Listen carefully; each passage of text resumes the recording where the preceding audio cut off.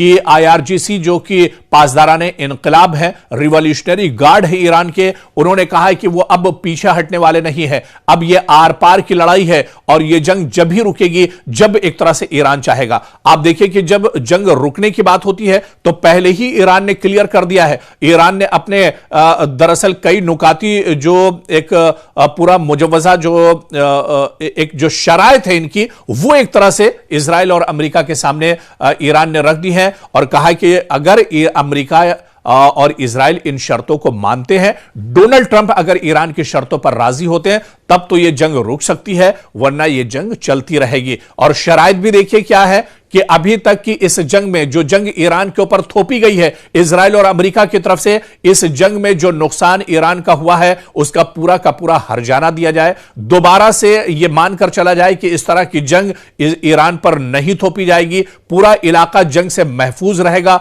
यह दूसरी बड़ी शर्त है। और इसके अलावा यह कहा गया है कि पूरी तरह से एक तरह से जमानत दी जाए कि इस इलाके में अब मशरिक़ वुस्ता में इस तरह की जंग नहीं छेड़ी जाएगी। तो कहीं ना कहीं जो शर्तें ईरान की तरफ से लगाई गई हैं वो बहुत बड़ी शर्त है। इसमें एक शर्त यह भी है कि जो पाबंदियां ईरान के ऊपर लगाई गई हैं, जिस तरह से ईरान को असलहा गोला बारूद या कारोबारी तौर से एक तरह से पाबंदी लगाकर रखी गई है, 20-25 साल से ये पाबंदियां लगातार ईरान झेलता आ रहा है। ऐसे में ये पाबंदियां भी एक तरह से हटाई जाएं, यानी ईरान का ये कहना है कि जब ये पाबंदियां हटाई जाएंगी, ये तमाम शर्तें एक तरह से मानी जाएंगी, उसके बाद ही ये जंग एक तरह से रुक सकती है। और आप देखिए कि एक तरफ इजराइल और अमेरिका के जो बयानात हैं, डोनाल्ड ट्रंप और नेतन्याहू के जो बयानात हैं, उन पर दरअसल भरोसा नहीं किया जा सकता है, क्योंकि एक तरफ डोनाल्ड ट्रंप जंग रोकने की बात करते हैं, बातचीत की बात करते हैं, और दूसरी तरफ उनके हमले लगातार जारी रहते हैं।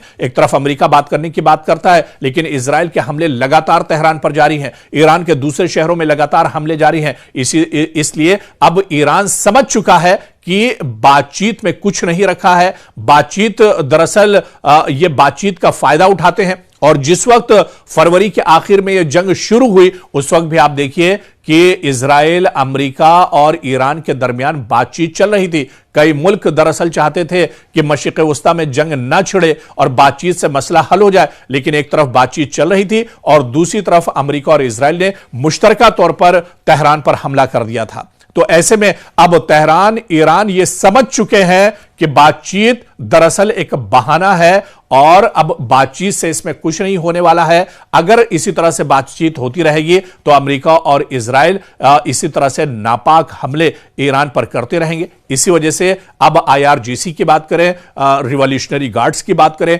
ईरान की लीडरशिप की बात करें, जो लगातार एक तरह से खत्म हो रही है, लेकिन फिर भी ईरान इस जंग में एक तरह से डटा हुआ है। एक लीडर को शहीद किया जाता है, दूसरा लीडर खड़ा हो जाता है, एक कमांडर को शहीद किया जाता है, दूसरा कमांडर मैदान में निकल कर आ जाता है। तो लगातार ईरान एक बड़ी एक मैकेनिज्म के साथ, एक बड़े रोड मैप के साथ, एक बहुत बड़े मंसूबे के साथ इस जंग में दरअसल कूदा है, और यही दरअसल ईरान की सबसे बड़ी ताकत इस जंग में मानी जा रही है, और इसी वजह से ईरान इस जंग में पूरे तौर से डटा हुआ है। तो लगातार आप देखिए कि ईद होने के बाद इन हमलों में तेजी आई है, और जिस तरह से ईरान ने कहा था कि वो रमजान के महीने में जंग नहीं करना चाहता है, रमजान के महीने में उसने हमले इतने शदीद नहीं किए थे, लेकिन जैसे ही रमजान का मुबारक महीना गुजरा, ईद खत्म हुई और उसके बाद धमाकेदार, जोरदार और पूरी शिद्दत के साथ ईरान इजराइल पर हमले कर रहा है। लगातार यह हमले किए जा रहे हैं और अब इजराइल के अंदर कोई शहर महफूज नहीं है।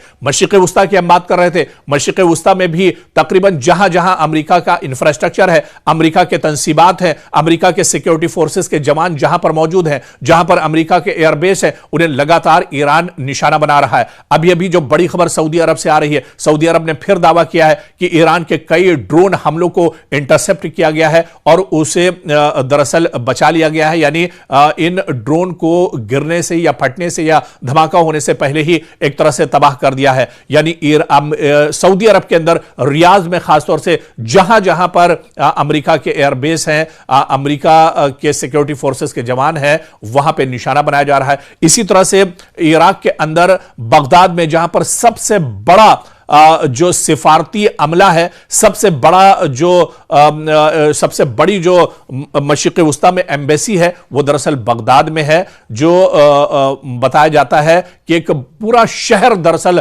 अमेरिका ने यहां पर बसा कर रखा है अपनी एम्बेसी में। उस एम्बेसी को लगातार निशाना बनाया जा रहा है। इसके अलावा अब कतर में हमले दरअसल रुके हैं।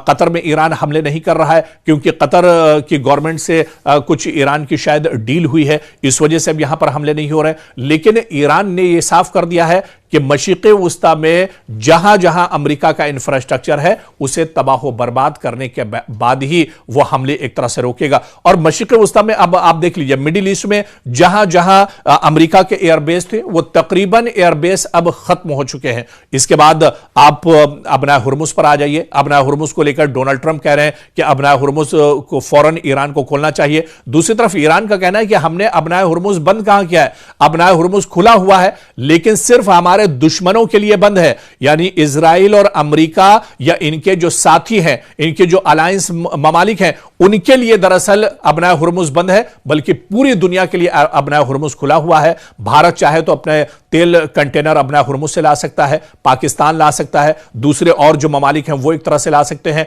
लेकिन सिर्फ दुश्मन के लिए यानी इजराइल और अमेरिका के लिए और उनके जो साथी ममालिक हैं उनके लिए अबना हुर्मुज़ पर एक तरह से ईरान ने पाबंदी लगाई है। और ईरान ने कहा है कि वो अपने कदम पीछे हटाने वाला नहीं है, बल्कि ईरान ने अब एक तरह से टोल प्लाजा बना दिया है पूरे अबना हुर्मुज़ को, यानी अबना हुर्मुज़ से गुजरना है तो टोल टैक्स आप दीजिए, आप उसकी अदायगी कीजिए, पैसे दीजिए और उसके बाद आप यहां से गुजर जाइए। लेकिन सबसे बड़ा जो दर्द-ए-सर अबना हुर्मुज़ पर बना हुआ है वो दरअसल अमेरिका के लिए है, वो इजराइल के लिए है और पूरी दुनिया में कहीं ना कहीं ऑयल एंड गैस और एनर्जी को लेकर हाहाकार मचा हुआ है। खुद हिंदुस्तान के वज़ीर आज़म नरेंद्र मोदी ने राज्यसभा में बोलते हुए कहा कि अगर यह जंग और दिन जारी रहती है तो आने वाले दिनों में हालात और ज्यादा बिगड़ेंगे, आने वाले दिनों में एनर्जी और गैस और तेल की जो किल्लत एक तरह से पैदा हो सकती है। और डोनाल्ड ट्रंप इसे बहुत अच्छे से समझ रहे हैं।